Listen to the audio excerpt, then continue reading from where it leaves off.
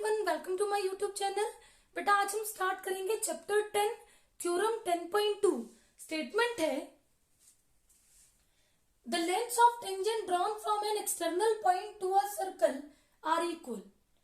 हमने प्रूव करना कि अगर हम एक्सटर्नल पॉइंट से सर्कल पे दो टेंजेंट ड्रॉ करें तो उनकी लेंथ आपस में क्या होती है, इक्वल। ये सर्कल है विद सेंटर ओ। ये बेटा ए मैंने एक्सटर्नल पॉइंट लिया, एपी और ए क्यू, ये हो गई दो tangents.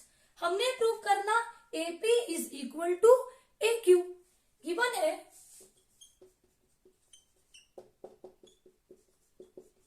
AP and A Q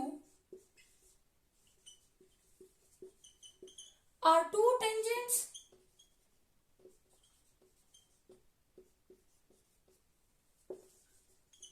from external point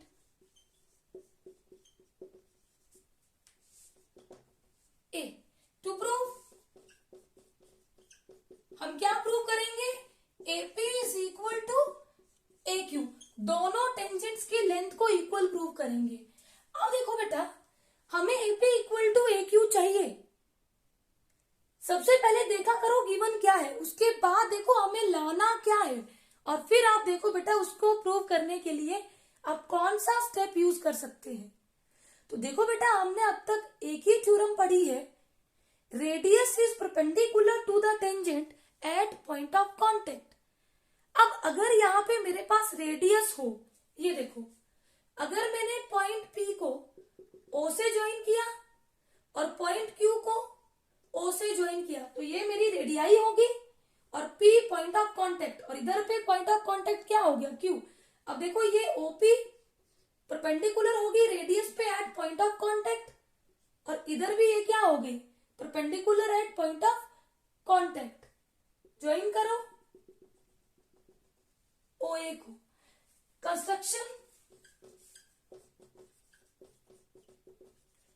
बेटा, जो काम आपने अपनी मर्जी से किया, गिवन के अलावा जो भी काम अपनी मर्जी से किया, वो कंस्ट्रक्शन में लिखते हैं। देखो join OP OQ and OA। अब करो proof. Since we know that radius is perpendicular to the tangent at point of contact, therefore radius क्या है, OP perpendicular AP हुआ and OQ perpendicular AQ।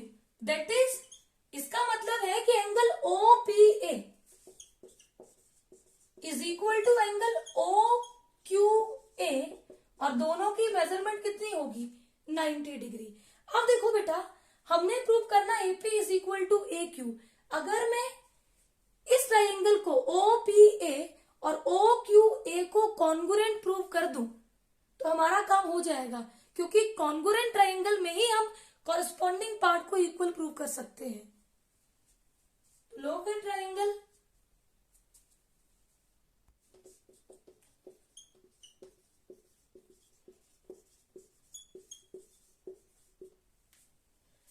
OP is equal to OQ।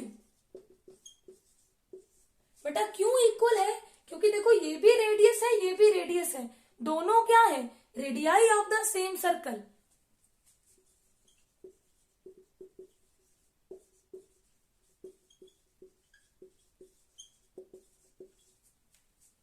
अब देखो OA side इस triangle में भी है और OA ट्राइंगल इस नीचे वाले ट्राइंगल में भी है, तो OA is equal to OA common side, and angle और क्या गिवन था, ये एंगल 90 डिग्री और ये Q पे भी 90 degree. OPA is equal to OQA 90 degree each. अब देखो बेटा, हमने क्या प्रूव किया, दो साइड को और एक एंगल। अब बेटा इसके लिए क्राइटेरिया क्या है, SAS या फिर RHS। दो साइड और एक एंगल के लिए यही दो क्राइटेरिया है कॉन्ग्रुएंसी के, इनमें से एक लगेगा। अब देखो SAS का मतलब, देखो मैंने ये साइड कॉमन है इक्वल की, और ये इक्वल की, और ये वाला एंगल इक्वल किया। अब देखो दो साइड के बीच वाला एंगल नहीं है। जब दो साइड के SAS दो साइड के बीच वाला एंगल इक्वल हो रहा हो कॉरस्पॉन्डिंग, तब रूल लगता है SAS। ऐसा तो कुछ नहीं बन रहा, ये गया। अब देखो RHS का मतलब होता है एक angle 90 degree right angle x tends for hypotenuse, और एक S जो है वो कोई भी अदर साइड, चाहे वो परपेंडिकुलर हो या फिर बेस हो। अब देखो यहाँ पे 90 डिग्री है हाइपोटेन्यूज, देखो ये 90 डिग्री, तो 90 के अपोजिट ये हुआ हाइपोटेन्यूज। यहाँ भी ये 90 डिग्री, तो 90 के डिग्री के अपोजिट क्या हुआ, हाइपोटेन्यूज। OA को इक्वल किया, हाइपोटेन्यूज भी इक्वल हो गए, और ये परपेंडिकुलर अदर साइड, तो कौन सा रूल लगेगा, therefore by RHS rule triangle OPA is congruent to triangle OQA। Congruent triangle का मतलब होता है बेटा कि अगर मैं एक ट्राइंगल के ऊपर दूसरी ट्राइंगल रखूं, तो आपको पता ना चले कि कहाँ एक है कहाँ दूसरी, दोनों को इकट्ठा रखने पे दोनों की कॉरस्पॉन्डिंग साइड्स जो बिल्कुल एग्जैक्टली सेम है, आप पहचान ना पाओ कि दूसरी कहाँ पे है। देखो लाइक दिस,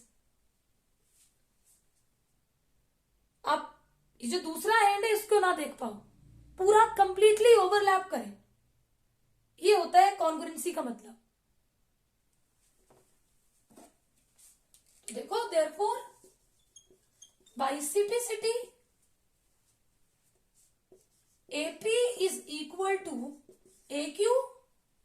अब ऐसा नहीं है कि यही कॉरस्पॉन्डिंग पार्ट इक्वल होगा, ये एंगल इस एंगल के इक्वल होगा, और यहां पे ये एंगल इस एंगल के इक्वल होगा। देखो angle OAP is equal to angle OAQ, angle AOP is equal to angle AOQ। इसका मतलब बेटा अगर मैं एक्सटर्नल पॉइंट को सेंटर से ज्वाइन करूं, तो ये सेंटर एंगल और ये जो दोनों टेंजेंट आपस में एंगल बना रही हैं, इसको भी बाइसेक्ट करता है। तो हम यहां से एक और रिजल्ट लिख सकते हैं, हालांकि ये हमारा पार्ट यहाँ पे प्रूव हो चुका है कि लेंथ ऑफ टू टेंजेंट्स क्या हो गई, इक्वल। पर यहां से एक और रिजल्ट हम लिख सकते हैं,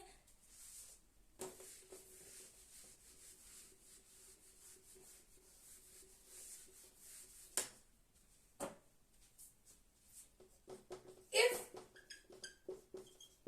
two tangents are drawn from external point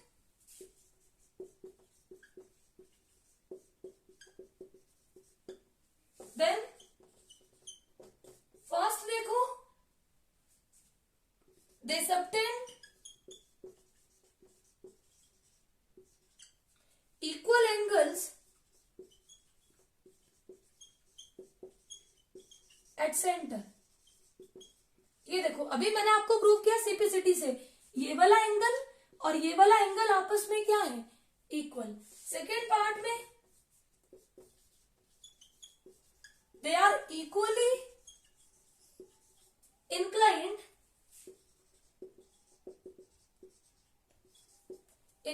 to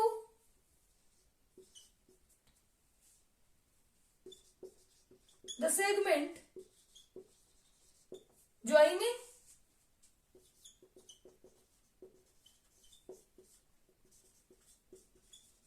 the center at that point। Simple सा मतलब है कि अगर एक्सटर्नल पॉइंट से और सेंटर को ये ज्वाइन कर ले तो ये लाइन सेंट्रल एंगल और दो टेंजेंट के बीच में जो एंगल बना था उसको क्या करते हैं, बाइसेक्ट। तो इस रिजल्ट को भी आप डायरेक्टली यूज कर सकते हो। आई होप ये थ्योरम आपको अच्छे से क्लियर होगी। Please subscribe my channel for new videos. Thank you.